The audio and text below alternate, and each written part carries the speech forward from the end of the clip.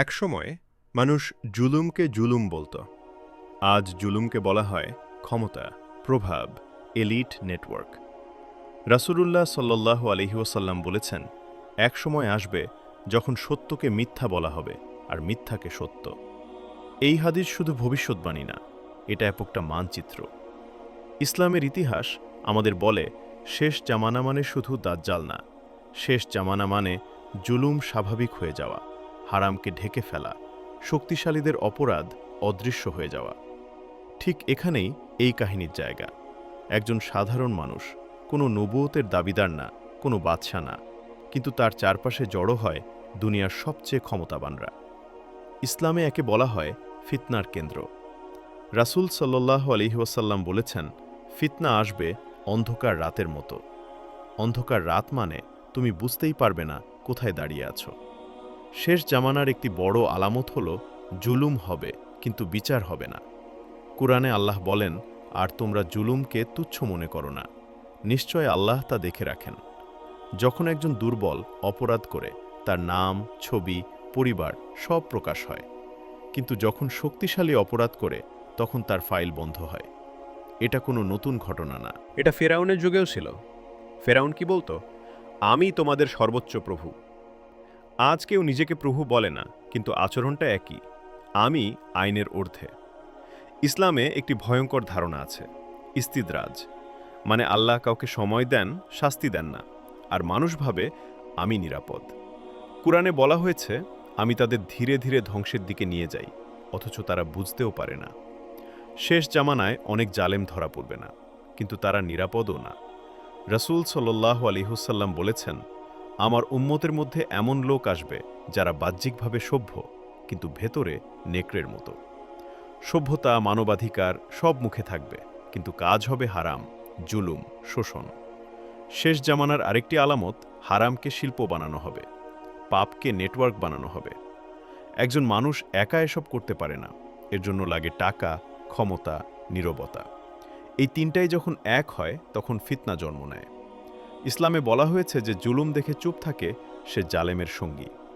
শেষ জামানার বড় বিপদ হল মানুষ চুপ থাকবে, কারণ চাকরি যাবে, নাম যাবে, পজিশন যাবে। আরেকটি ভয়ঙ্কর আলামত, বিশ্বাসঘাতককে বিশ্বাস করা হবে, আর বিশ্বাসযোগ্যকে বিশ্বাসঘাতক বলা হবে। যারা সত্য বলে তাদের বলা হবে ষড়যন্ত্রবাদী, আর যারা জুলুম ঢাকে তাদের বলা হবে রেসপন্সিবল এলিট। শেষ জামানার সবচেয়ে বড় ট্র্যাজেডি, অপরাধ ঢেকে ফেলা হবে গোপনীয়তা নাম দিয়ে। কিন্তু আল্লাহ বলেন, তোমরা কি মনে করো আমি তোমাদের গোপন কথা জানি না? ইসলামে মৃত্যু নিজেই বিচার না, মৃত্যু মানে আখিরাতের দরজা। অনেক জালেম দুনিয়াতে শাস্তি পায় না, কারণ আসল আদালত এখনো বসেনি।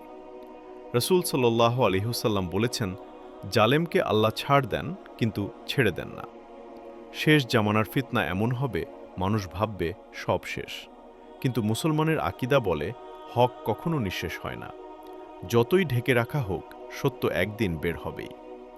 এই কাহিনী আমাদের শেখায়, শেষ জামানা মানে শুধু ভয়ের গল্প না, শেষ জামানা মানে ঈমান ধরে রাখার যুদ্ধ।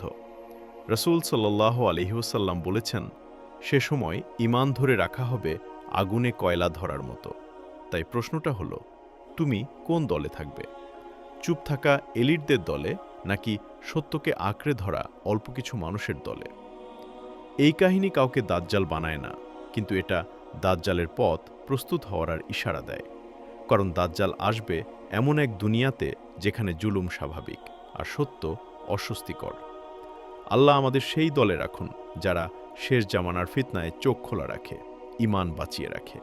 আমিন। শেষ জামানার সবচেয়ে বড় বিপদ দাজ্জাল না, সবচেয়ে বড় বিপদ হল মানুষ বুঝবে না সে ফিতনার ভেতর আছে। রাসূলুল্লাহ সাল্লাল্লাহু আলাইহি ওয়াসাল্লাম বলেছেন, আমি তোমাদের জন্য দাজ্জালের চেয়েও বেশি ভয় পাই গোমরাহকারী নেতাদের। গোমরাহকারী নেতা মানে শুধু শাসক না, গোমরাহকারী হতে পারে মিডিয়া, এলিট বুদ্ধিজীবী, ক্ষমতার দালাল, যারা হারামকে জায়েজ বানিয়ে কথা বলে। শেষ জামানার আরেকটি আলামত, মানুষ দুনিয়াকে ভালোবাসবে আর আখিরাতকে ভুলে যাবে। এজন্যই মানুষ প্রশ্ন করে, এই সত্য বললে আমার কি লাভ? কিন্তু প্রশ্ন হওয়া উচিত, এই সত্য না বললে আমার আখিরাতের কি হবে? ইসলাম আমাদের শেখায়, জুলুম শুধু করা না, জুলুম মেনে নেওয়াও অপরাধ। কুরআনে আল্লাহ বলেন, তোমরা জালেমদের দিকে ঝুঁকো না, নইলে আগুন তোমাদের স্পর্শ করবে। ঝুঁকো না মানে কি? চুপ থাকা, ন্যায্য প্রশ্ন না তোলা, ভয় পেয়ে সত্য গোপন করা। শেষ জামানায় মানুষ বলবে, আমি কী বা করতে পারি? রাসূল সাল্লাল্লাহু আলাইহি ওয়াসাল্লামের উত্তর দিয়ে গেছেন, যদি হাত দিয়ে না পারো তবে মুখ দিয়ে, আর যদি সেটাও না পারো তবে অন্তরে ঘৃণা করো। আজ মানুষ অন্তরেও ঘৃণা করে না, কারণ অন্তরও বিক্রি হয়ে গেছে। আরেকটি ভয়ঙ্কর আলামত, আমানত নষ্ট করা হবে। আমানত মানে শুধু টাকা না, আমানত মানে সত্য বলা, জবাবদিহি, দায়িত্ব। যখন অপরাধ ঢেকে রাখা হয় তখন আমানত নষ্ট হয়। শেষ জামানার মানুষ ভাববে, আমরা তো আধুনিক, কিন্তু রাসূল সাল্লাল্লাহু আলাইহি ওয়াসাল্লাম বলেছেন, তোমরা আগের জাতিদের পথ অনুসরণ করবে হাতের মুঠোর মতো। ফেরাউনও আধুনিক ছিল, কারুনও শিক্ষিত ছিল, কিন্তু শেষটা কি হয়েছিল তা কুরআনেই লেখা আছে। এই কাহিনী আমাদের একটা আয়নার সামনে দাঁড় করায়। প্রশ্নটা এপোস্টেইনকে ছিল তা না, প্রশ্নটা হলো আমরা কোন দিকে দাঁড়িয়ে আছি, সত্যের পক্ষে নাকি সুবিধার পক্ষে? শেষ জামানার সবচেয়ে কঠিন এবাদত নামাজ না, রোজা না, সত্যের সাথে থাকা। কারণ সত্যের দাম দিতে হয়। রাসূল সাল্লাল্লাহু আলাইহি ওয়াসাল্লাম বলেছেন, অল্প কিছু মানুষ হকের উপর থাকবে, যারা বিরোধীদের ভয় করবে না। শেষ জামানায় সংখ্যা গুরুত্বপূর্ণ না, গুণ গুরুত্বপূর্ণ। এই ফিতনার যুগে মুসলমানের করণীয় হল সবকিছু বিশ্বাস না করা, ক্ষমতাবানদের প্রশ্ন করা, জুলুমকে জুলুম বলা, নিজের ঈমান রক্ষা করা। কারণ সব যুদ্ধ তলোয়ার দিয়ে হয় না, কিছু যুদ্ধ হয় চেতনা দিয়ে। শেষ জামানার ফিতনা মানুষকে ক্লান্ত করে দেয়। মানুষ ভাবে সবই তো নষ্ট, কিন্তু কুরআন বলে নিশ্চয়ই আল্লাহর সাহায্য নিকটবর্তী। এই গল্প ভয় দেখানোর জন্য না, এই গল্প জাগানোর জন্য, গানোর জন্য। কারণ ঘুমন্ত মানুষকে হারানো যায়, জাগ্রত মানুষকে না। যে সমাজে অপরাধ গোপন থাকে আর সত্য বিপজ্জনক হয়, সেই সমাজেই দাজ্জালের জন্য রাস্তা তৈরি হয়। আল্লাহ আমাদের সেই বান্দাদের মধ্যে রাখুন, যারা শেষ জামানার ফিতনায় নিজেকে বিক্রি করে না। আমিন। শেষ জামানায় দাজ্জাল শুধু একজন মানুষ হবে না, দাজ্জাল হবে একটা চিন্তাধারা, যেখানে মিথ্যা সাজানো হবে সত্যের মতো আর সত্যকে বানানো হবে বিপজ্জনক। রাসূলুল্লাহ সাল্লাল্লাহু আলাইহি ওয়াসাল্লাম বলেছেন, দাজ্জাল এমন ফিতনা নিয়ে আসবে যা আদম থেকে কিয়ামত পর্যন্ত সবচেয়ে ভয়ঙ্কর। কেন ভয়ঙ্কর? কারণ সে মানুষকে মারবে না আগে, সে মানুষকে ভুল বোঝাবে আগে। দাজ্জালের সবচেয়ে বড় অস্ত্র বিভ্রম। সে বলবে, আমি নিরাপত্তা দিচ্ছি, আমি সভ্যতা দিচ্ছি, আমি উন্নয়ন দিচ্ছি, কিন্তু বিনিময়ে নেবে ঈমান, সততা, ন্যায়বোধ। শেষ জামানায় মানুষ জিজ্ঞেস করবে না এটা হালাল না হারাম, জিজ্ঞেস করবে এটা লাভজনক কিনা। এটা দাজ্জালি মানসিকতা। ইসলামে বলা হয়েছে, তোমরা সংখ্যায় কম হলেও হকের উপর দৃঢ় থাকো। কিন্তু শেষ জামানায় মানুষ হক ছেড়ে দেবে, কারণ সে একা হয়ে যাবে। এই যুগে সবচেয়ে বড় পরীক্ষা চুপ থাকার লোভ। চুপ থাকলে ঝামেলা নেই, নাম নিরাপদ, জীবন সহজ। কিন্তু কুরআন বলে, যারা সত্য গোপন করে তারা আল্লাহর লানতের অধিকারী। শেষ জামানার মানুষ বলবে, আমি তো কাউকে কষ্ট দিচ্ছি না, কিন্তু সে ভুলে যাবে অন্যায়ের পাশে দাঁড়ানোও অন্যায়। দাজ্জালের সময় সবচেয়ে দামি জিনিস হবে চিন্তা করার ক্ষমতা, কারণ তখন মিডিয়া বলবে কি ভাবতে হবে, এলিট বলবে কি বলা যাবে, আর ভয় ঠিক করে দেবে কখন চুপ থাকতে হবে। রাসূল সাল্লাল্লাহু আলাইহি ওয়াসাল্লাম বলেছেন, এক সময় আসবে মানুষ নেক কাজ করলে লজ্জা পাবে। আজ সত্য বলা লজ্জার, আর মিথ্যা বলা স্মার্ট। এটি আলামত। শেষ জামানায় ঈমান মানে শুধু বিশ্বাস না, ঈমান মানে অস্বস্তিকর অবস্থান নেওয়া, কারণ হক সবসময় আরামদায়ক হয় না।